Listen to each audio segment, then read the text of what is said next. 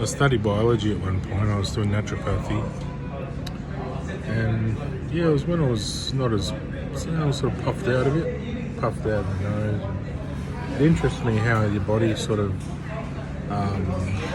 develops, like under different conditions.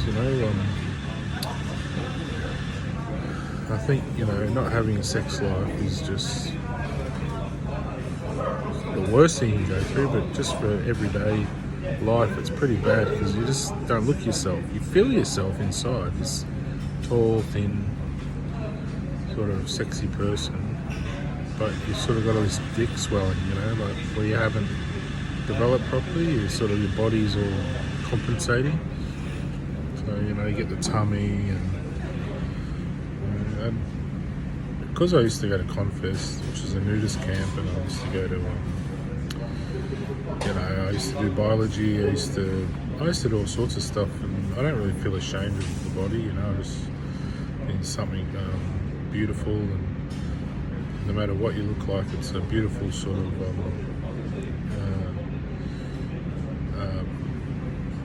not entity. It's a beautiful organism, But yeah, I just hate this sort of swelling you get. End up with sort of a dick nose and sort of swelling in the face. And your bones don't sort of move properly. I should have quite a big Superman face, and or even like fully developed, I should look a bit more like Street Fighter Ken. Maybe not as big as that, but just nice, in the body. Just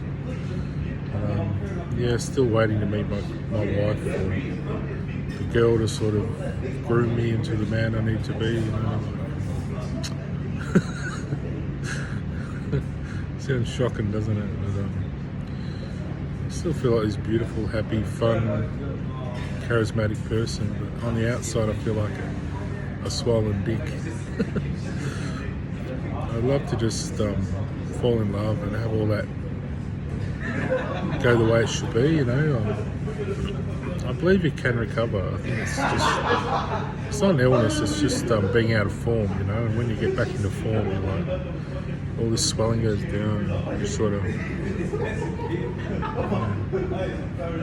can work on your body, in different ways. It doesn't have to mean all full-on exercise at the gym. I think even just love making, like you might lift your girl up in the shower and work on all your arms, and even just like different, Kama Sutra positions, and all sort of interesting sort of activities you do together. And because once you're in love, you tend to do more activity, and you don't have all that tiredness and stiffness that you feel, or men feel. I don't know if women go through it. Maybe they go through more hormonal, emotional problems. We tend to bottle ours up into sort of strength and just soldier on.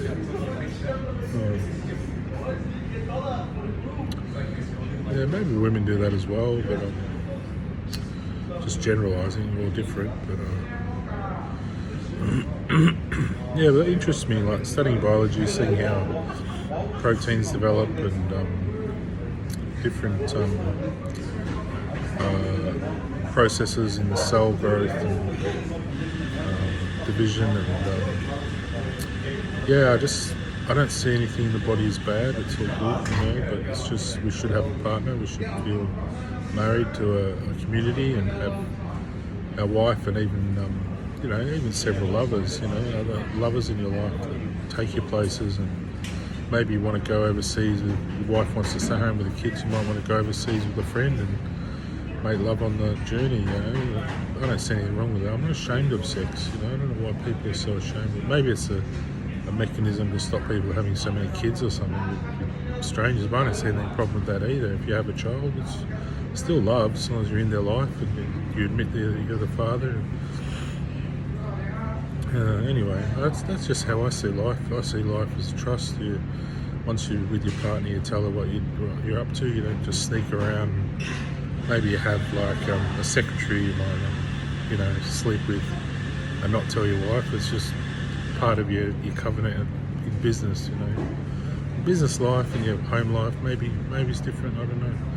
People might disagree, say no, you got to tell her everything, but maybe she doesn't have to know everything. But as long as you don't ever try and hurt her or be distrustful or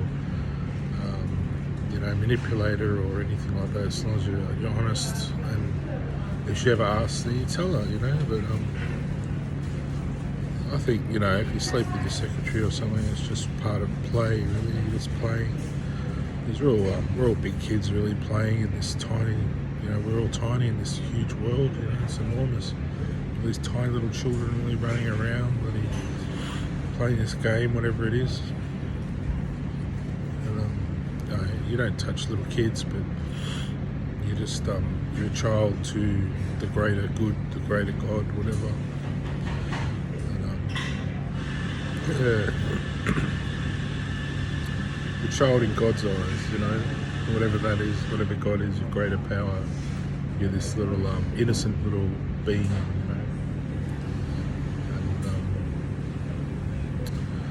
And I always express goodness and being law-abiding and being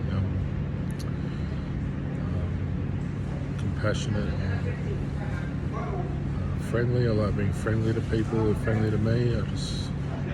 Some people, if you feel threatened, it's good to avoid them, just to avoid conflict. Other people get into conflict. That's what they're into. They might be a boxer or a street fighter, or they're out for that sort of conflict, that interaction. Me, I just like avoiding injury and avoiding pain and death, and I just like to enjoy all the good feelings in life. And, another thing, I just don't think it's good to do too many things that might cause you to go to jail or suffer in there either. It's really bad for your health, bad for people you might have hurt, and all that sort of thing. So that's something when you go through mental illness, you're very afraid of doing the wrong thing and maybe ending up in jail because you don't always feel in control of all your actions. So I'm glad I'm through that now. On the other side now, it feels just back in the mix, just meeting people and just still hopeful I'll meet someone. I still feel young enough. A little bit of grey, that doesn't matter. Who cares?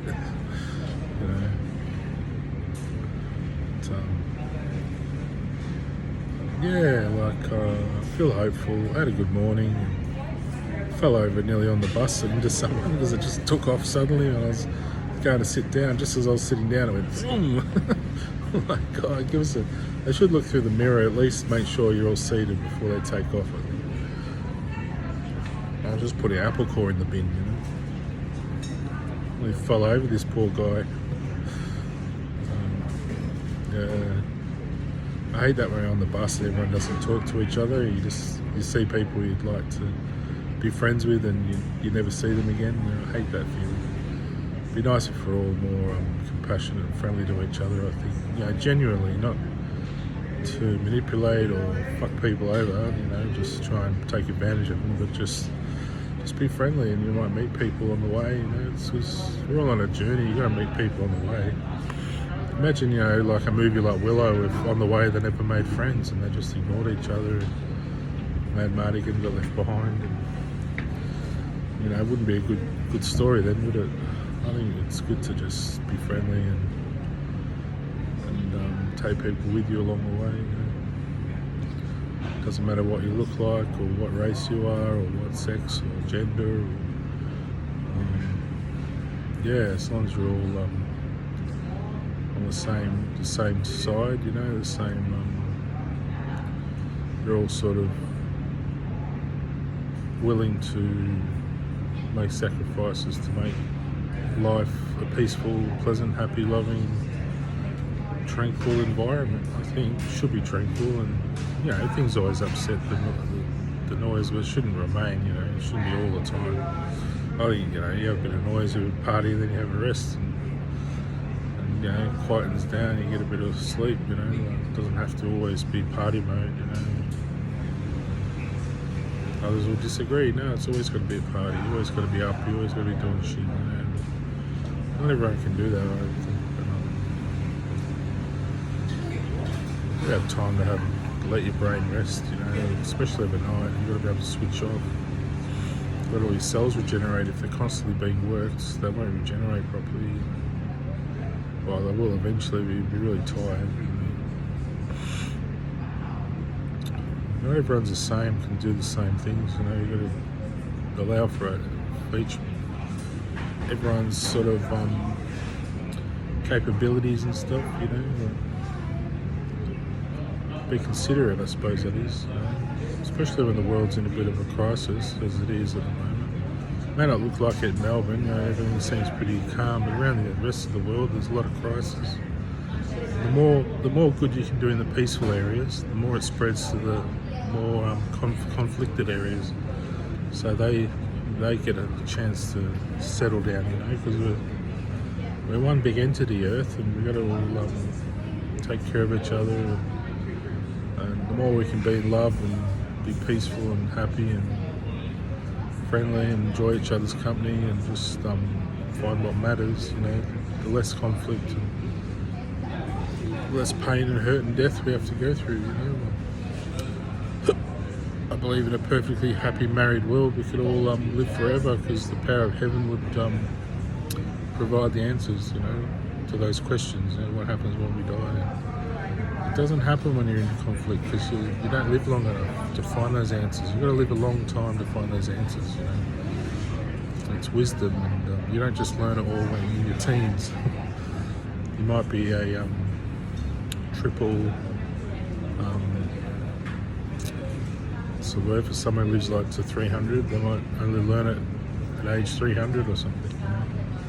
I think in a perfect world, you could live as long as you want. I don't see why you have to die. You know? Just, I think there's an answer there, like for people who want to live forever. Some don't. Some just want to go back to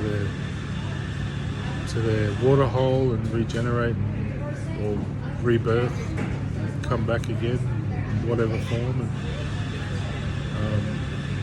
some want to go back to their mother and be reborn, and some don't believe in it at all. They're just atheists or nihilists, or just believe you live and die and that's the end. And that's fair enough. It can't all be the same, but I believe you can live forever. I believe you can find enlightenment, and it's there for a reason. You know, not for no reason. So you can actually move on and find a different dimension or a different belief system that provides the things you want for your life, you know. I suppose for me it's sort of discovering that God power and that superpower that I believe is within, and it goes a long way deep in, you know. The body is a small little thing to love and just nurture love and family, and do a bit of work, and you know, enjoy food and pleasures. And the rest of us, this enormous thing we are inside, and these other dimensions, sort of give us this life to live. It's I think it's worth exploring or discovering what that is, what it's capable of. You know, I just think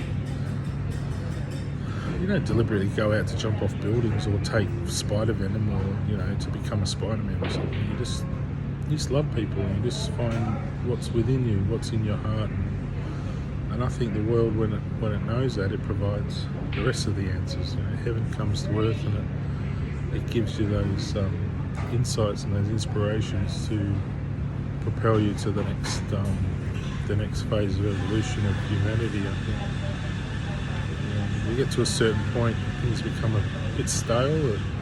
Even people just enjoying their life will have moments of depression where they think life's not worth it, it's meaningless. And it's in those moments that you got to think, no, you know, I really love life, and I want to see what else can happen. You know, and just keep moving forward. And anyway, that's just what I want to leave you with today. Before I go to class, I think we're ready to rock and roll.